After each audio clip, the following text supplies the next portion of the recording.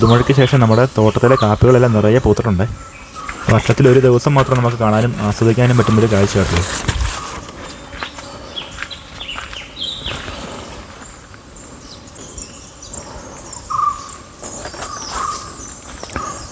ഇവിടെ എല്ലാം കാപ്പിപ്പൂവിൻ്റെ നല്ല മണം വരുന്നുണ്ട്. പിന്നെ ഈ തേനീച്ചകളുടെയും കിളികളുടെയൊക്കെ സൗണ്ടൊക്കെ ആയിട്ട് നല്ല മനോഹരമായിട്ടുള്ള കാഴ്ചയാണ് നമ്മൾ ആസ്വദിക്കാൻ പോകുന്നത്.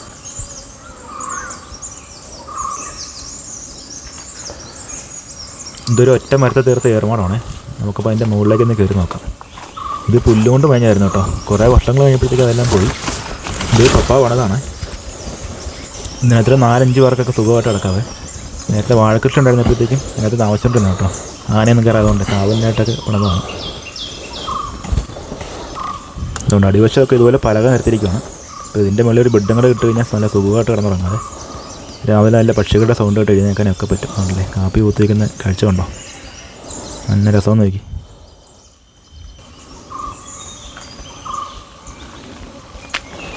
അപ്പോഴിനി ഞാൻ പറയുന്നില്ല, ഇത് കണ്ടും കേട്ടും തന്നെ ആസ്വദിച്ചെങ്കിലേ ശരിയാത്തുള്ളൂ.